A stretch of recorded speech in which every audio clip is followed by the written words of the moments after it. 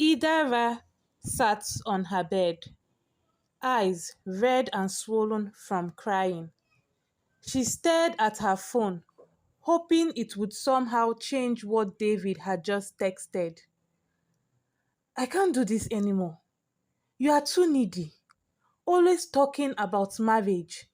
I'm not ready to settle down. The words pierced her heart, and she read them over and over, as if the repetition would numb the pain. At 27, still living with her parents, she felt stuck. Most of her friends had moved on, either married or in serious relationships.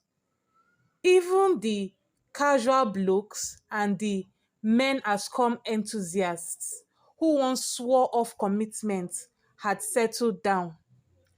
Idara couldn't shake the memory of last week, standing as the chief bridesmaid at Deborah's wedding. Deborah, the girl who used to joke about how men were trash. And yet, she had met Femi just 6 months ago, and now they were happily married. Truly, men know what they want once they see it, Idara thought bitterly, wiping away fresh tears. A knock on her door jolted her out of her thoughts. It was her mother, returning from yet another wedding. Idara greeted her, and she nodded spitefully, entering the parlor, her arms full of souvenirs from the reception. She didn't even bother to put them down before she started in on Idara. See you. You will stay here and continue wailing, oh, her mother said, her voice sharp. I've told you to follow me to these weddings. You never know where you might meet your husband. But no, you rather sit down here pressing phone. Or tell me, will a husband jump out from your phone screen? Idara sighed deeply. The taunts were nothing new, but today they hit harder. She stood up silently, heading to the kitchen to start dinner before her father got back.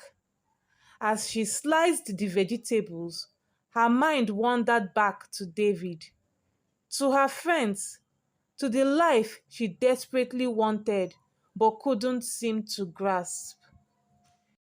Idara sat at her desk, her fingers moving mechanically across the keyboard as she typed another set of client documents.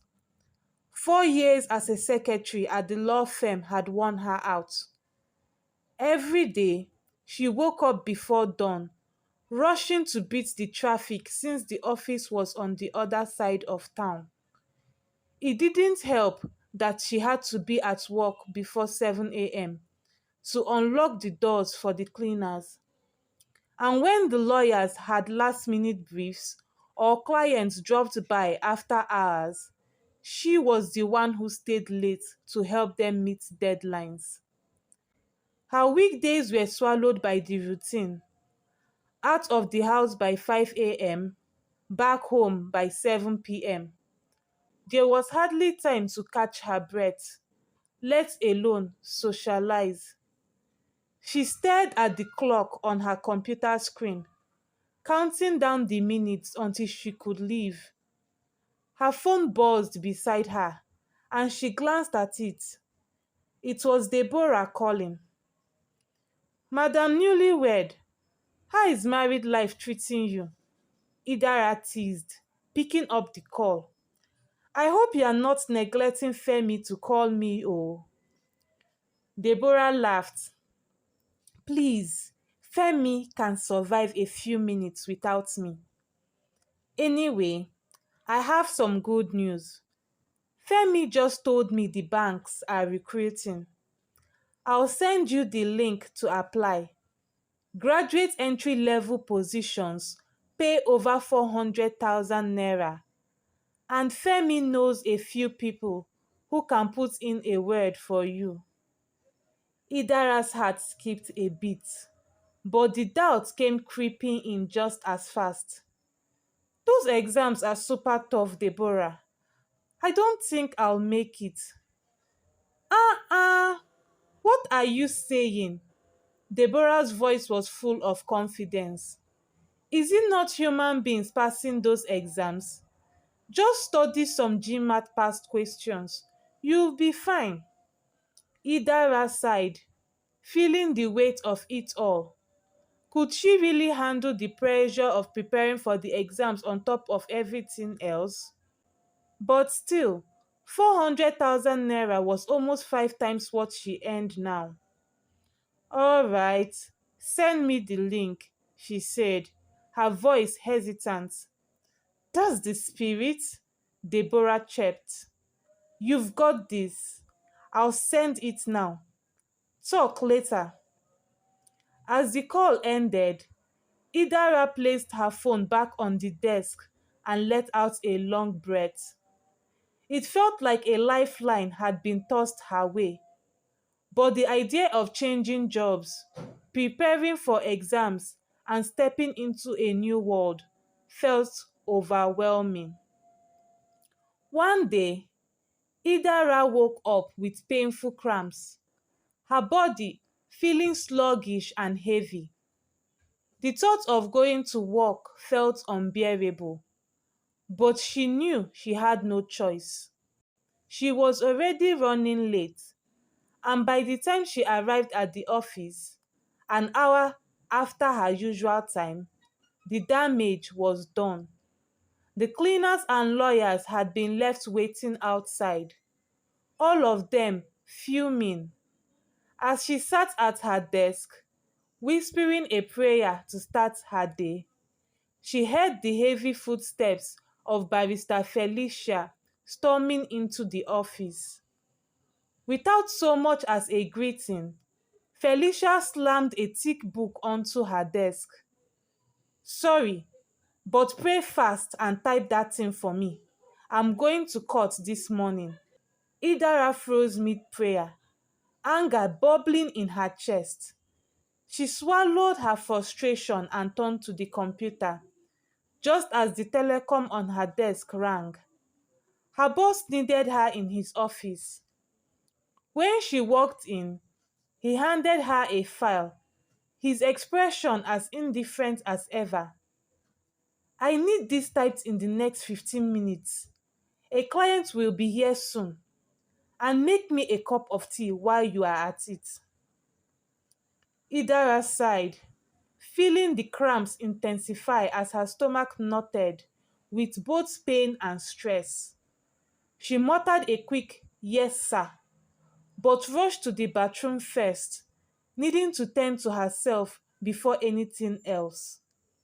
After changing, she hurried back to her desk and began typing her boss's document. Halfway through, she froze. The tea! She had completely forgotten. Rushing to the break room, she prepared the cup quickly and headed back to the office. As she reached the door, it swung open and she collided with her boss, spilling the hot tea all over his suit. He shrieked, stepping back in shock. Are you normal? Look at the time you are bringing the tea. And now, look at my suit. You are too clumsy for my liking. How long have you worked here? And you still can't do anything right. Look at me. And important stakeholders will be here any minute. Idara stood frozen, her heart pounding as tears welled in her eyes. I'm, I'm sorry, she stammered, but her voice strayed off. Sorry? Sorry for what? He spat, his face twisted with disgust. You haven't even typed the document I asked for. What am I paying you for? You are just useless. She hurried back to her desk, shaking, her mind spinning from the humiliation. She had barely sat down when Barrister Felicia stormed back in.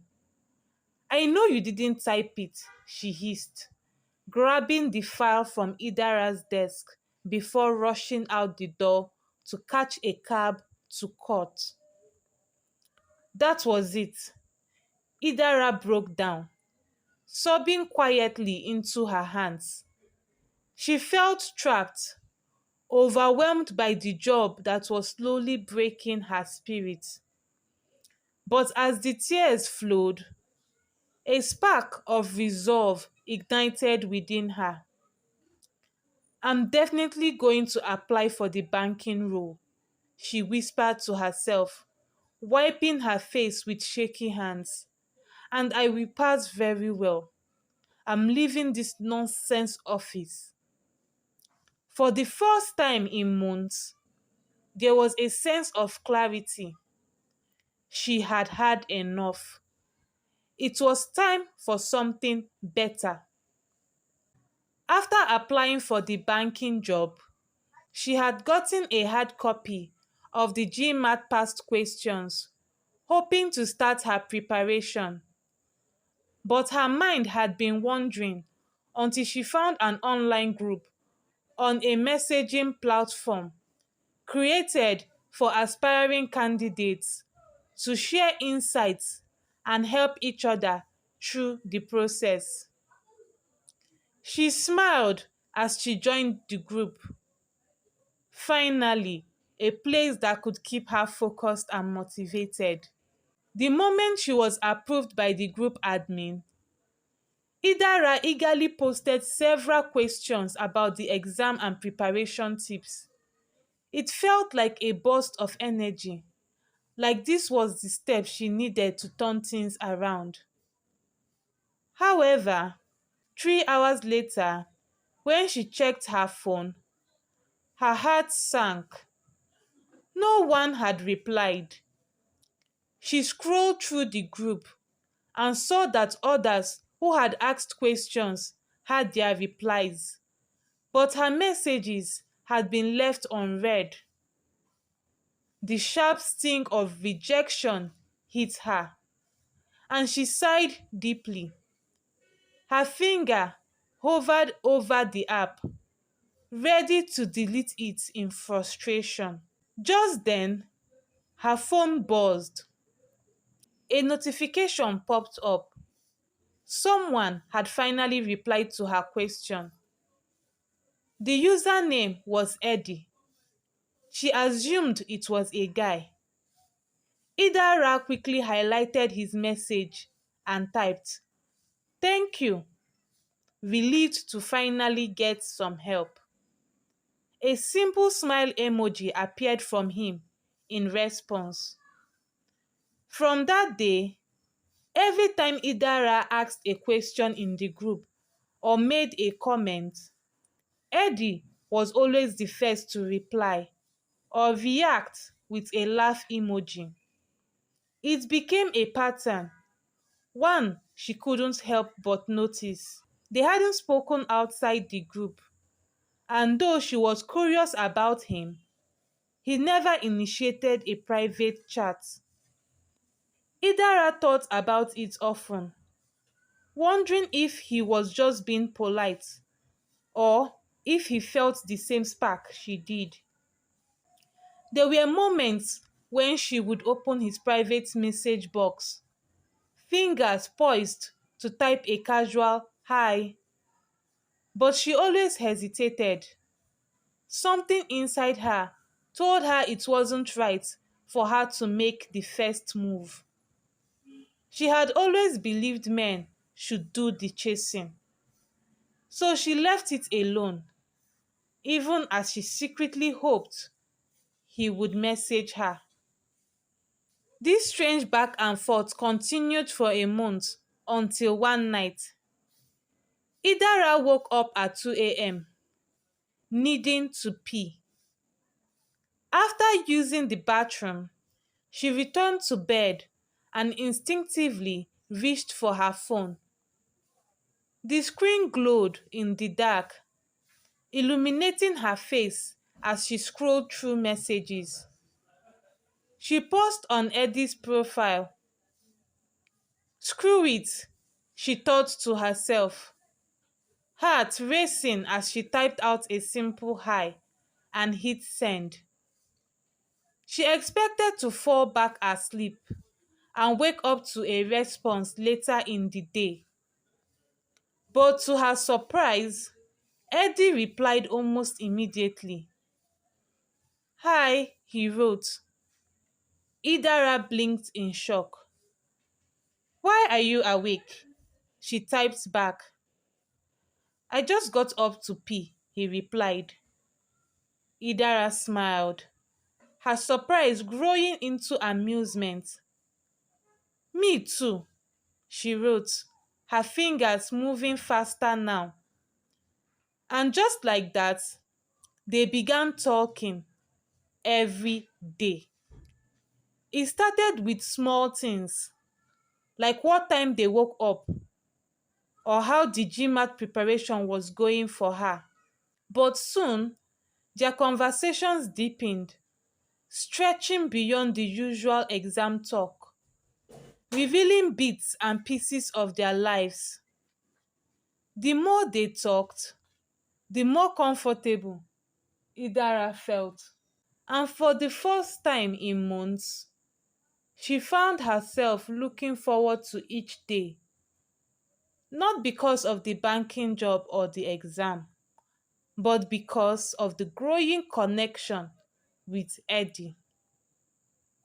One evening, as Idara lounged on her bed, scrolling through Eddie's messages, she decided to ask him something that had been on her mind. Their conversations had become more frequent, moving from casual texts to long phone calls late into the night. She felt comfortable with him, as if they had known each other for years. Ehen, what's your real name, Seth? She asked casually, smiling. Is the Eddie short for Edward or Edet? He replied, cutting her off. Idara paused for a second, then broke into a wide grin. Are you serious? So you are my brother from the same South Nigeria, and you didn't tell me. Akwa Ibom or Cross River? I'm from Akwa Ibom, Eddie answered, laughing on the other end. What? Are you serious? Idara exclaimed, her surprise genuine. I'm from Akwa Ibom too. She couldn't help but feel a sense of excitement as they bonded over their shared roots. Eddie chuckled. Yeah, I figured that from your posts on your status. So you knew this whole time and didn't say anything, she teased, slightly scolding him. Don't mind me, Eddie said, still laughing. I don't like talking too much. Idara felt her heart swell with happiness. Not only was Eddie sweet and attentive, but he was also from her hometown. It felt like fate. She replayed her mother's mocking words in her mind and laughed to herself. Maybe a man can jump out of a phone after all, she thought. But there was one thing that nagged at her. Even though Eddie had expressed mutual feelings for her after she'd confessed she liked him, he still hadn't formally asked her to be his girlfriend. And though they had progressed to video calls, where she had even shown him her privates and he'd showered her with compliments about how beautiful she was and how much he couldn't wait to meet her, the uncertainty lingered. It's no big deal, she reassured herself. After all, it took Deborah only 6 months to meet Femi and walk down the aisle. And she knew that Deborah and Femi were intimate long before tying the knot. Men these days want to know what they are bargaining for before they jump in, she reasoned, trying to console herself. Besides, Eddie was kind, respectful, and made her feel seen. She told herself that the formal title could wait, that maybe it was just a matter of time. The bank job screening exams were drawing near, and Idara had been tirelessly preparing with Eddie's guidance. He had told her that he'd gotten into the banking sector 3 years ago and had joined the same group back when he was an aspirant like her. So he understood exactly what she was going through. His support had been a big boost, and Idara felt more confident knowing she wasn't alone in the process. When the email confirming her shortlisting for the exam came in, Idara was overjoyed. She immediately called Deborah to share the good news. Deborah congratulated her warmly and promised to speak to Femi about setting his connections in motion to increase Idara's chances. Idara appreciated Deborah's help, but her mind was already racing toward calling Eddie, eager to share the news with him too. As soon as she hung up with Deborah, she dialed Eddie's number. She hadn't told Deborah about him yet, knowing fully well that her friend wouldn't approve, especially since Eddie hadn't officially asked her to be his girlfriend. Deborah had always been outspoken about not entertaining men who kept women in uncertain situationships. Eddie picked up after the second ring.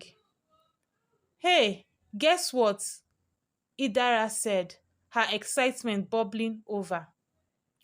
"What's up?" he asked, sounding casual. "I've been shortlisted for the exams," she practically screamed. "That's really great. Congrats," he replied. "So that means you'll be coming down to Abuja now. That's where the screening will take place." "Really?" Idara asked, surprised. She hadn't realized that detail in her excitement. "Yes, nah," Eddie said. "Didn't you read the email properly? Or is all this excitement blocking your head from reading?" He let out a small chuckle, but the comment stung a little. Idara paused for a second, feeling a tiny pang of irritation at his tone. He sounded a bit rude, but she brushed it off, convincing herself it was just his sense of humor. "Well, I guess that means we'll finally be meeting in person," she said, her excitement returning. "Yes, so," Eddie responded with equal enthusiasm. "I've been waiting for this. Yeah, I have some relatives in Abuja, so my parents will probably want me to stay with them. But after the exams, we can definitely meet up." "Sounds good," Eddie said. "Congrats once again." "Thanks," Idara replied, a warm smile on her face. They exchanged goodbyes, and she hung up. As she set her phone down, a slight unease crept into her thoughts. The way Eddie had spoken earlier, even though it had only been a brief moment, didn't sit quite right with her. She dismissed it quickly, reminding herself of all the good things about him and how supportive he had been. "I'm probably overthinking it," she thought. "Everything will be fine once we meet." Immediately Idara got to Abuja, she sent Eddie a message to inform him, even before she informed her parents. He didn't reply. Even later that night, as she sat in the guest room of her auntie's house, she called him on phone, but he wouldn't pick up. Her mind began to wander, and she couldn't concentrate on the book she was trying to revise. The exam was the next day. She sighed, remembering her past relationship with David. He had left her because she was too needy and desperate. If I keep calling Eddie, he too will think I'm too desperate, she thought to herself as she knelt down to pray, asking God to help her concentrate on the exams. After her prayers, she felt a sense of courage and continued with her revision. The next day, she woke up, but as she checked her phone, the first thing she usually did every morning, she realized she had gotten 3 new messages. Her heart melted, hoping it was Eddie. But when she checked, it was messages from her mother, her father, and Deborah, wishing her success in her exams. Nothing yet from Eddie. Her heart felt heavy. She switched off her phone, said a short prayer for success, and took a cab, heading to the exam venue, trying to focus on the road ahead, hoping the exam would go well. The exam had been a blur for Idara. It didn't feel terrible, but it certainly didn't feel great either. As she switched on her phone to book a cab back to her auntie's house, she felt a rush of adrenaline when Eddie's call came through. Anger bubbled beneath the surface. She had expected him to reach out sooner. She hesitated. If she showed him her frustration, she reasoned, he might get defensive. And after all, they were still just in a situationship. She took a deep breath and answered the call, keeping her tone calm. Hello. Idara, I'm so sorry, Eddie pleaded, his voice filled with urgency. I should have called sooner, but I went out with my friends yesterday and I left my phone at home. Idara scoffed inwardly. This explanation felt flimsy. It made absolutely no sense. But she couldn't say that without escalating things. Instead, she replied coolly, I have to go. I was just about to book a cab before your call came in. Don't worry about the cab. I'm really close by. I'll meet you at the center, he said, his tone insistent. Idara wanted to tell him to go to hell, but instead she replied, actually, I'm not feeling too well. I think we should reschedule till when next I come to Abuja. There was a brief silence on the line, and she could sense his disappointment. Baby, I know you are upset with me, but trust me, it's going to be worth it once you see the surprise I have for you. Her heart raced at the mention of a surprise. What if he had planned something special for her? Maybe that was why he had been acting strangely. Okay, she finally relented. But don't keep me waiting too long. As Idara waited for Eddie, Her phone rang again. It was Deborah this time. "Hey, how did the exam go?" she asked, her voice cheerful. Idara let out a sigh. "I'm just glad it's over," she replied, feeling a mix of relief and anxiety. Deborah coughed awkwardly. "My husband's colleague came into Abuja a few weeks ago. He saw your picture when we were going through the wedding album, and he really liked you." Idara chuckled, unsure how to respond. "What are you saying to me?" "I'm saying the young man is in your auntie's house right now. You should go meet him. I think you'll really like him." Idara stared at her phone, uncertainty creeping in. Eddie hadn't shown up yet. Should she just jilt him and check out this new guy? In fact, I would teach Eddie a lesson, she thought, deciding to book a cab back to her auntie's house. When she arrived, Richard, the man in question, greeted her with a warm smile that instantly put her at ease.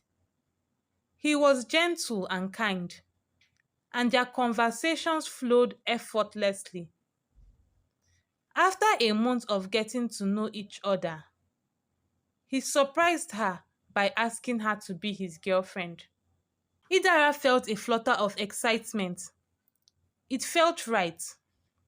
Meanwhile, Femi worked his connections, and Idara secured the bank job she had been aiming for.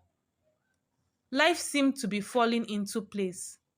Then one fateful evening, she was scrolling through the news when her heart dropped. On the screen was a familiar face, Eddie, or whatever his real name was, as stated by the police, being paraded as a notorious Yahoo boy involved in a scheme that sold women's body parts for money rituals. Idara shrieked in horror, tears streaming down her face.